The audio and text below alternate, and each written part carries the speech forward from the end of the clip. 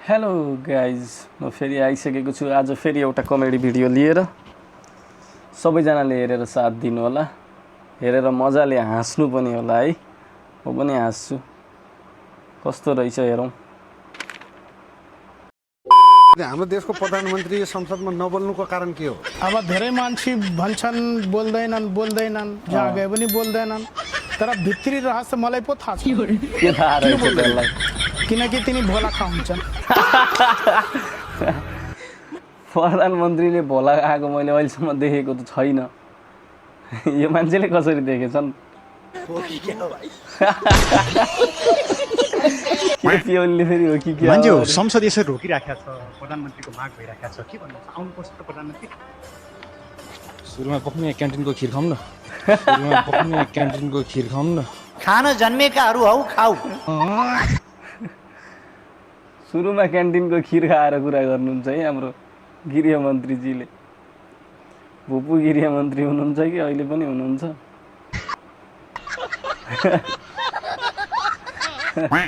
जीवज्यानलाई आधार बनाउने हो भने त्यहाँ पहलवान जस्ता देखिने धनञ्जय रेग्मी पनि छन्, केपी खनाल जस्ता एक मुठीका मान्छे पनि छन्।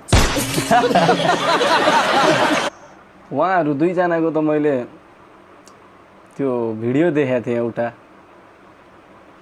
त्यहाँनिर चाहिँ अब अफेयर चलेको भन्दै हालिरहेका थिए मान्छेहरूले है। के हो कसो हो त्यो त उहाँहरूलाई नै थाहा होला। फेरि एकचोटि हेरौँ। हिँडाइ चाहिँ मरद छ।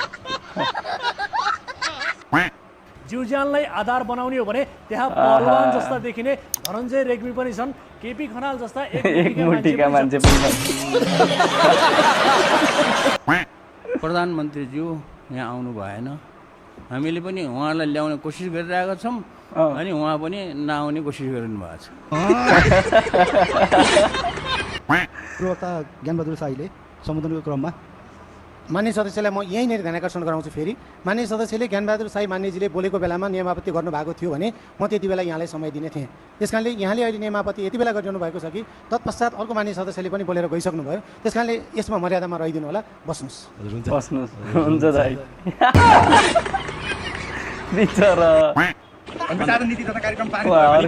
हामी मान्दैनौँ।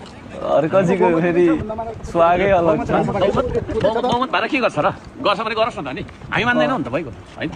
अबे साले त्यो विधि बिनाको चाहिँ चलेर हुन्छ? तपाईँको चाहिँ उनीहरूको विकास भनेको ढोका बिनाको शौचालय जस्तो मात्रै। ढोका बिनाको शौचालय जस्तो मात्रै। उहाँले कहिले पनि मान्नुहुन्न कि केही कुरा पनि मान्नुहुन्न। कहिले काहीँ त मानिदिनुहोस्। हार सहन जति गाह्रो हुन्छ जित पचाउन त्योभन्दा गाह्रो हुन्छ। 64 सालमा धेरै मत ल्याएर भाँडोमा न भुइँमा भएको पार्टीको नेता मै हो। यसलाई चाहिँ मैले मान्छु। त्यस्तो नभइदिए हुन्थ्यो भन्ने छ।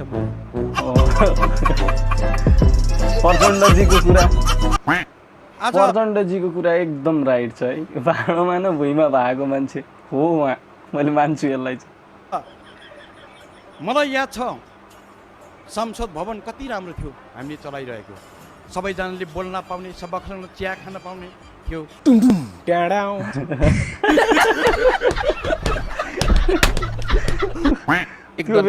त्यो बेलाको संसद भवन एकदमै कडा थियो। चिया खाने, कुर्सी भाँचाभाँच गर्ने, हानाहान गर्ने एकदमै कडा थियो। हामीले मान्छौँ त्यो कुरालाई। केरा ल्याउँदा सुरक्षा प्रहरीले तिर्नु कर तिर्न पर्छ भनेपछि त्यो केरालाई लात्ताले हानेर फालेको दृश्य कम दर्दनाक छैन। एक दर्जन केरा ल्याउन नपाएको चिन्ता गर्नुभन्दा गरिब नेपाली किसानले त्यही मूल्यमा केरा बेच्न नपाएका चिन्तन गर्ने हो कि? ठिक भन्नु हो। यो चाहिँ एकदम राम्रो कुरा राख्नु भएको है उहाँले।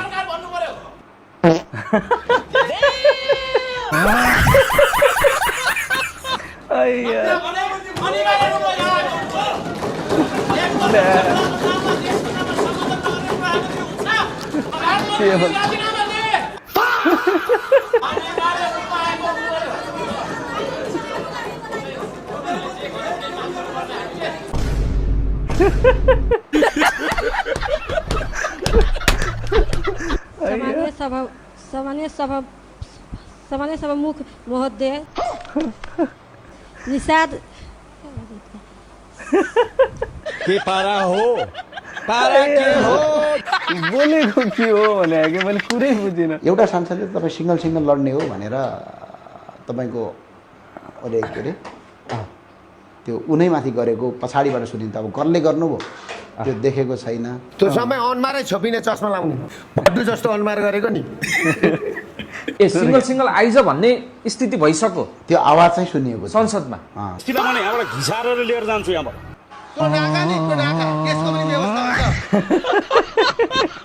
त्यसको नि व्यवस्था हुन्छ है, सबको व्यवस्था हुन्छ।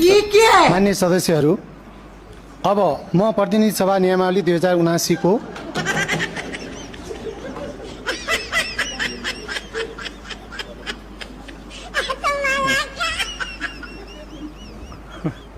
प्रधानमन्त्रीज्यू, तपाईँले राष्ट्रपतिले नीति तथा कार्यक्रम प्रस्तुत गर्दै गर्दा सुन्दै नसुनेर निस्किनु भन्ने प्रतिपक्ष दलको गुनासो छ। हरेक आन्दोलनका शहीदमाथि अन्याय जसरी गरियो, यदि उहिले बाजेको पाला र अहिले हाम्रो पालाको चाला उस्तै भयो भने उही उखान चरितार्थ हुन्छ। हात्ती आयो, थ्याङ्क यू भेरी मच। हात्ती आयो, थ्याङ्क यू भेरी मच। नमस्कार। अब सदन दुई पटक बैठक भयो, आउनु नपर्ने हो भने भन्नुहोस् न। म प्रधानमन्त्री हो त भाइ, हो त बिचरा आशिका दिदीलाई। हजुर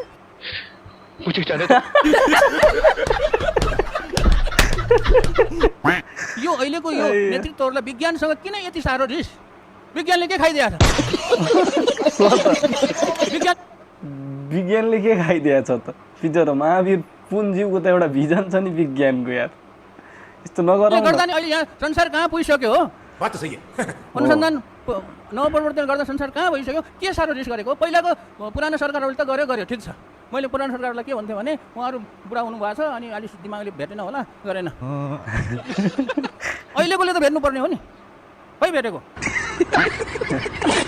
यो कुरा चाहिँ म चाहिँ एकदमै छ। र यही कुराले रिस उठेर मैले हिजो बेलुका चाहिँ के गरेँ भने मेरो फेसबुकमा मैले यो सबै नेताहरूलाई श्राप दिन्छु भनेर कसैको पनि दिमागमा विज्ञान प्रविधि नवप्रवर्तन भन्ने कुरा यिनीहरूको दिमागमा पस्दै नबसोस् भनेर मैले श्राप दिएको थिएँ। त्यो चाहिँ रिसको झोकमा गरेको हो, माफी चाहन्छु। यो कुरालाई सुधार्नुहोस्, मेरो श्राप म फिर्ता लिन्छु ल। श्राप हानिदिनु भयो। हो दाजुले चाहिँ नमस्ते नमस्ते नमस्ते नमस्ते नमस्ते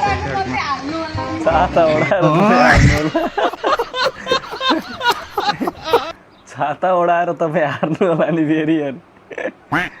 ल सर्वप्रथम त म एउटा अनुरोध गर्न चाहन्छु सम्माननीय सभामुखज्यूलाई कि चाहिँ म एक्लो मान्छे भनेर एउटा माननीय भनेर एक्लो माननीय भनेर चाहिँ हेला नगरियोस् है। किनभने अरूले 10-15 मिनट 20 मिनट 30 मिनट पाउँदाखेरि मलाई चाहिँ 5 मिनट नदियोस्। हो म एक्लो छैन। तपाईँहरूको कुनै पनि पार्टीभन्दा पार्टीको सदस्यहरू हुनुहुन्छ तपाईँहरूको, तिनीहरूभन्दा तपाईँहरूको पार्टी सदस्यहरूभन्दा मेरो चाहिँ समर्थकहरू धेरै छन् नेपालमा। मेरो साथमा सारा नेपालीहरू छन्। सारा नेपालीले मलाई चिन्छन्, बच्चाले चिन्छन्, टोलमा चिन्छन्, गल्लीमा छन्। त्यस कारणले 5 मिनट मलाई स्वीकार्य छैन। हजुरले माइक पाउनु भयो भने अनि बस्नुहुन्छ होइन? हजुरले सुरुमा माइक माग्नुभयो, मैले माइक दिएँ, हजुरले आफ्नो कुरा राख्नुभयो, सदन चल्नु पर्यो। बात त सही है। तपाईँले यो काट्न पाउनुहुँदैन मान्छे। म उठ्थेँ यहाँबाट जान्न ल। उप पर्दा त्यो सोडी मुवाकले नरेसी म यहाँबाट फर्किने ल। तपाईँ के गर्ने? तपाईँ काट्ने, तपाईँ हेप्ने, तपाईँ कसरी हेप्नुहुन्छ ल? म यहाँबाट जान्न।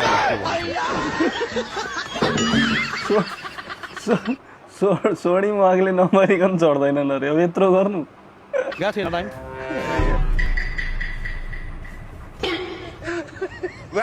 होइन काटेको। मान्य सदस्य बोल्नुहोस्। मलाई अलि भयो। कैसे कैसे लोग रहते हैं यार यहाँ पर।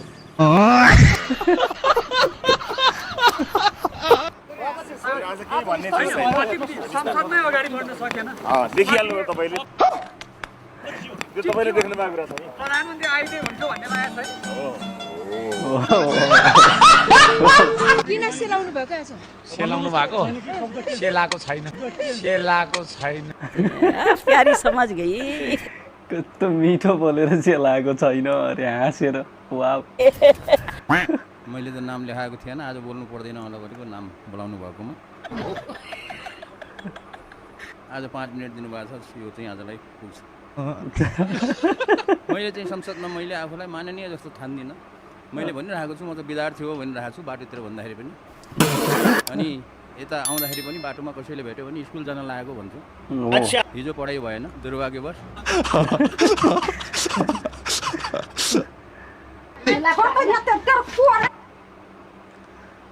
यस्तै रहेछ संसदमा। अब हामी त हेरेर हाँस्ने त हो, के नै गर्न सकिन्छ र। सकेसम्म चाहिँ सबैले राम्रो गराउन्, राम्रो होस्, हाम्रो यही नै छ चाहना। यति भन्दै मैले यो भिडियोलाई आज अन्त्य गरेँ। हेरेर सबैजनाले मजा लिनु होला। धन्यवाद।